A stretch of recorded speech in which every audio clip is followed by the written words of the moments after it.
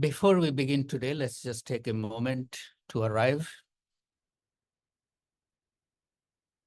Settle down, pull your spine straight, and open your shoulders.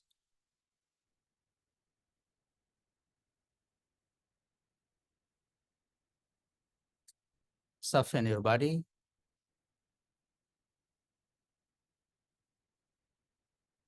Softening the belly, get grounded.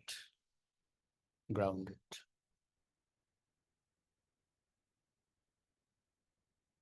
Connect with the breath.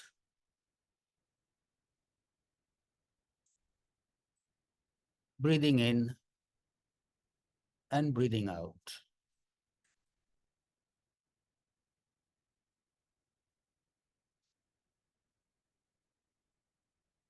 Imagine the breath rising from the belly, coming towards your heart, opening the heart lotus as you breathe in, and heart lotus closing as you breathe out.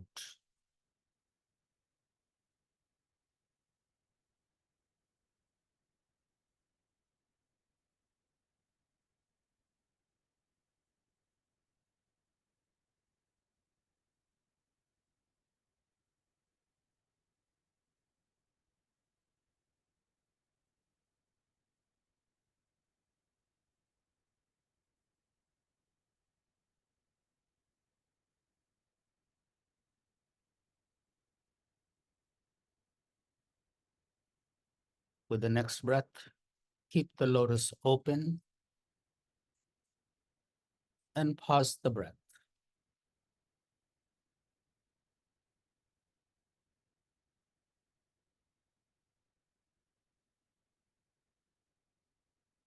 Each petal of the lotus is fully open, glistening. And release the breath before you begin to stress out.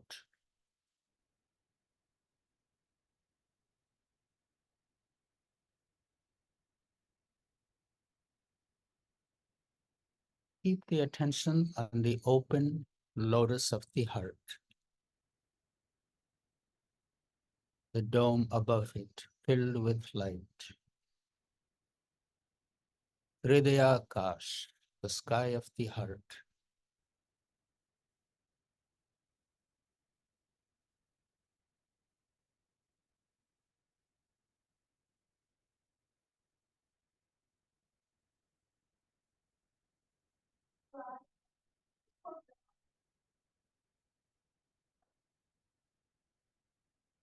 And we move our attention upwards. Think of your eyes being absolutely still. Stillness of the eyes. Mind naturally becomes still in the center of the forehead.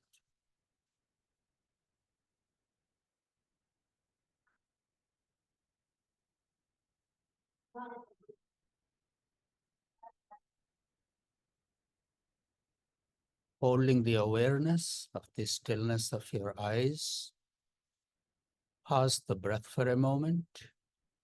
Let the mind rest in the center of the forehead.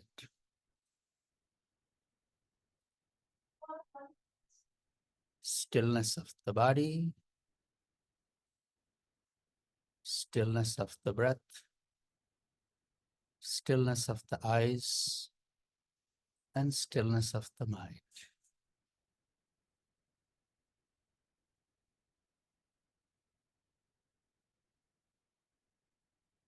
Gently let the breath come in and go out.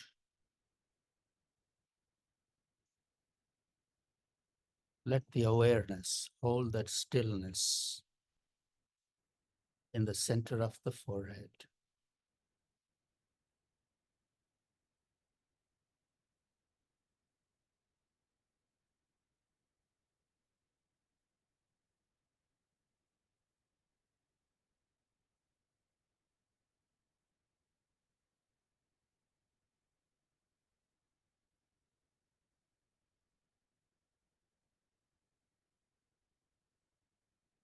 And gently Open your eyes, greet yourself, greet each other. Thank you for taking this time.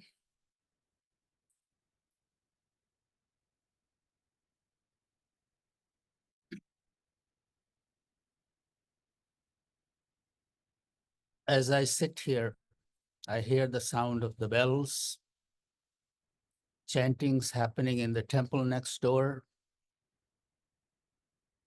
people bathing in the river. Life goes on. Some of you may be aware, Kumbh Mela is happening.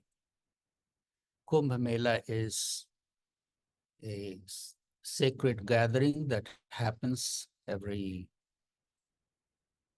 12 years.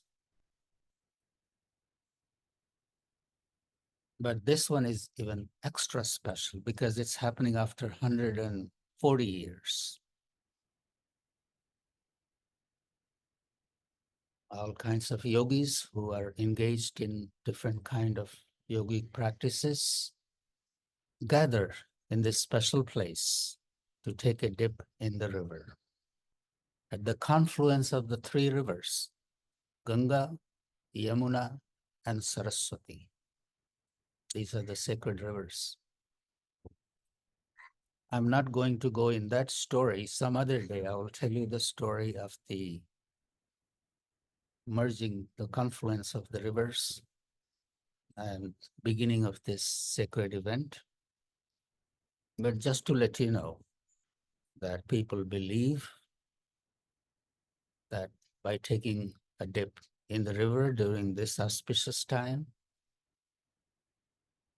inner and outer purification happens. You are washed, you are washing away all the impurities. If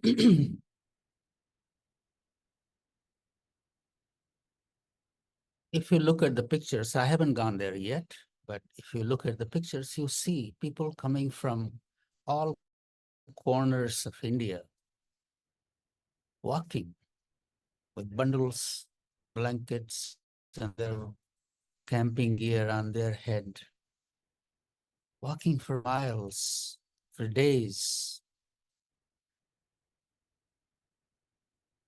to go to this event and take a dip in the river.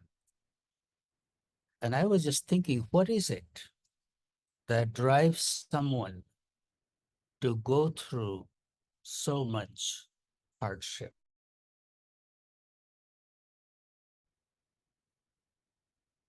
Leaving their comfort zone, carrying the bundles of belonging on their head.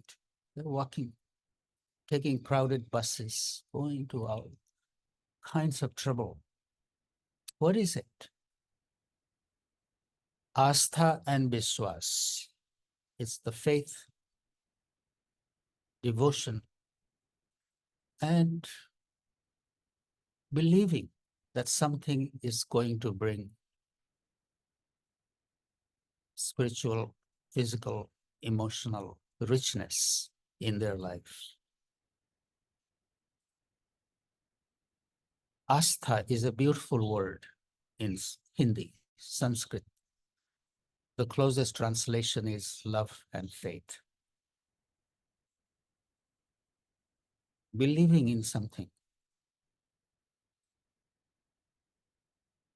We believe in something so much that we make special time for it, carve out a little time for it, set our priorities, and go do something. I see people coming to the ashram, even in this cold weather, for meditations, for satsang, for talks. What is it in them that brings them here? It's the same thing. What is it in you that has brought you to sit in front of the screen at this hour? You could be doing some other things. That desire to better ourselves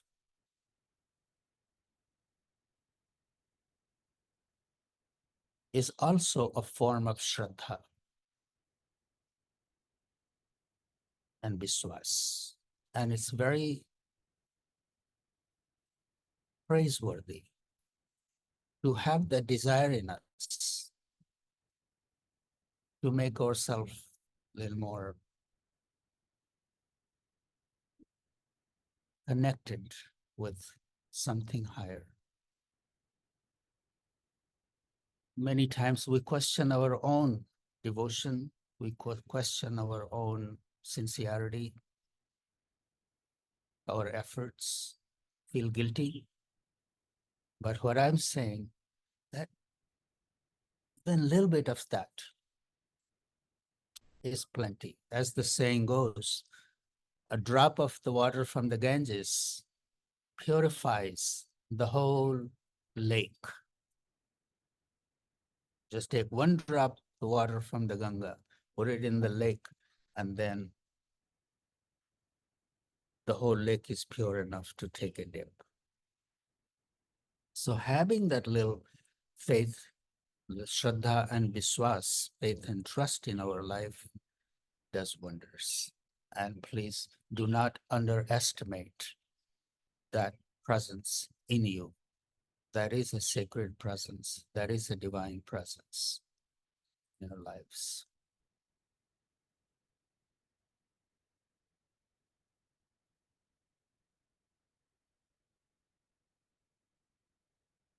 It has been a little challenging, little tough week for me.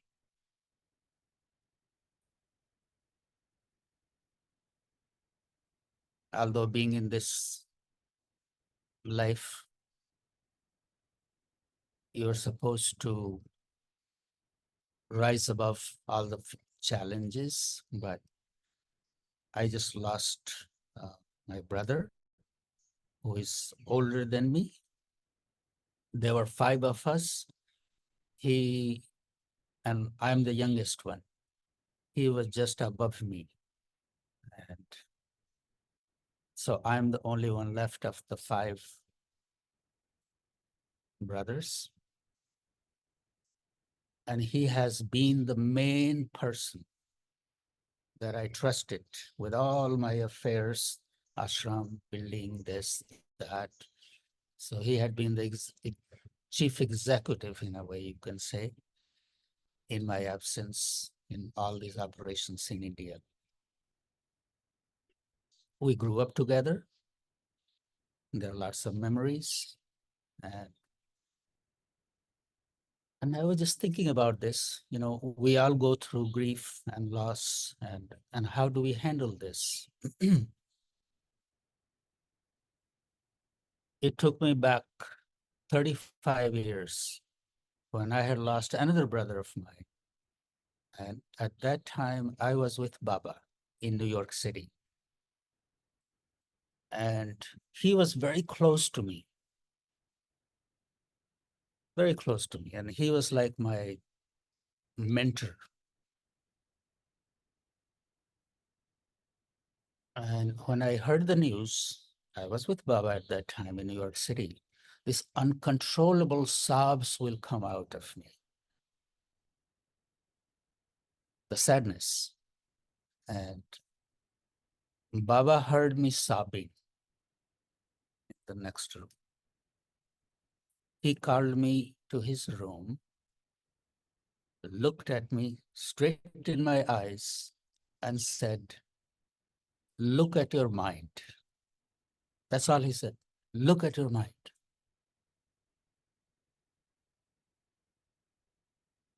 I left the room and just began to observe my mind.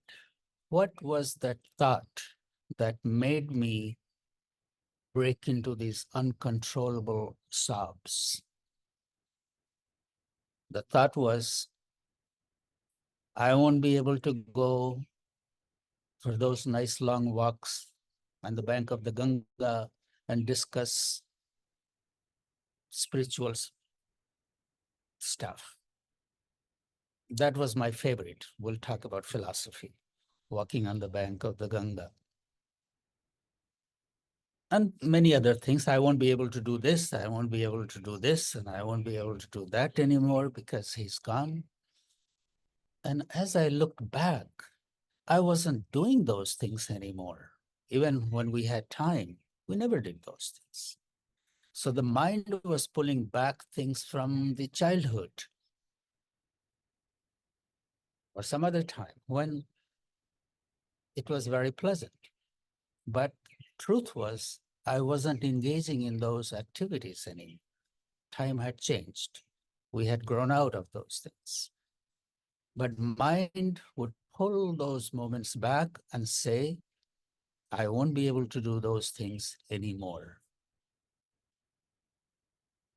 And the more I began to look at what causes us sadness, what causes us grief, sense of loss, is memory of something past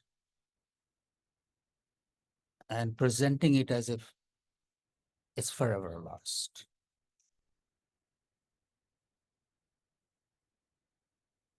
It's never the same water in the river. The river is constantly changing, although it looks like a river, but the water is very different. It's not the same water. Why am I sharing this with you? Because this is what has been going on in my mind, and we all face with these things. And I had never told, many of you probably have met him who have visited the Bal Ashram, so I had never put it out there, so I just felt like saying that to share that with you.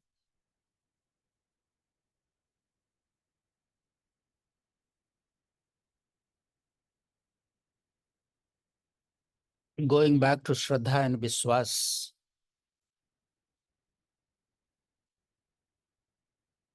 something lives in us in the form of hope that there is something better to life that I can accomplish, that I can experience.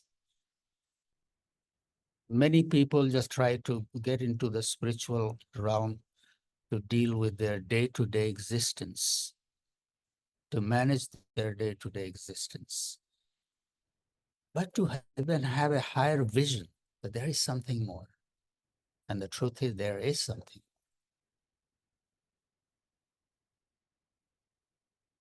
that is beyond our managing our day-to-day existence.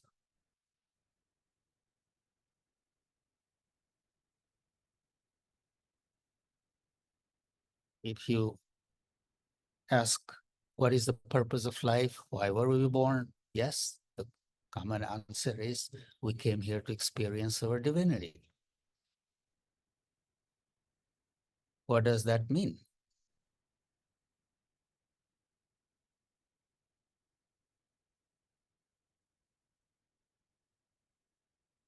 What does that mean to experience our divinity?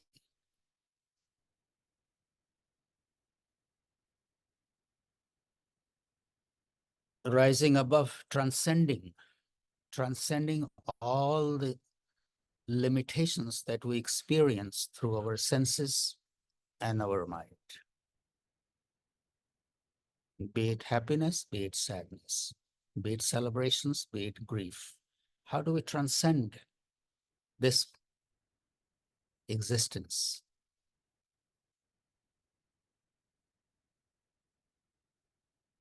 And that transcendence requires our mind contemplating on something higher.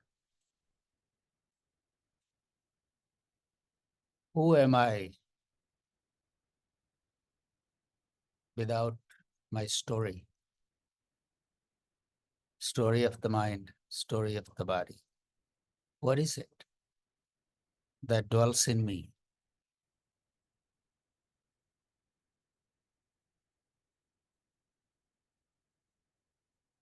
Which continues to live even after I drop the body.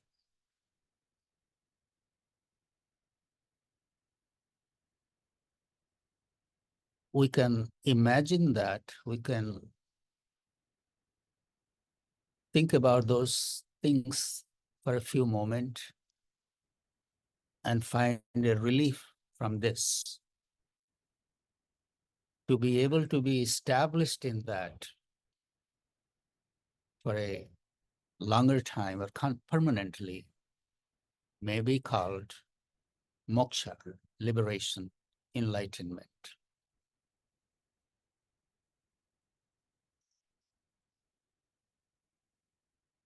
When we go through moments like this, grief, sadness, it's also very helpful to think about that I'm not just the body, not just the mind, not just the story. There is something more to this life. Identification with that helps us to navigate through our daily challenges. I'm sharing this with you because I have found it very helpful. And we all have our challenges, all kinds of challenges. But please do remember that there is something more to this life. You may have your family challenges, your struggles, your financial challenges, emotional challenges, sadness, grief, pain. But to be totally get overwhelmed by it, there is another option. And that's what we are doing. That's what yoga, meditation, our spiritual practice is all about. To take our mind from this, that, which is always there, ever present in its wholeness, in its fullness.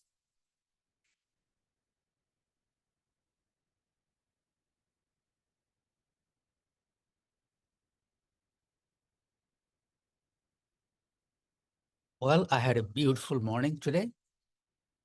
Woke up early at 5 o'clock and went across the river to Amrit Sagar, did some rounds, some yoga, had some herbal tea there, came here, did the temple meditation, and then here sitting with you. And it's a start of a good day. It's wonderful to see you all.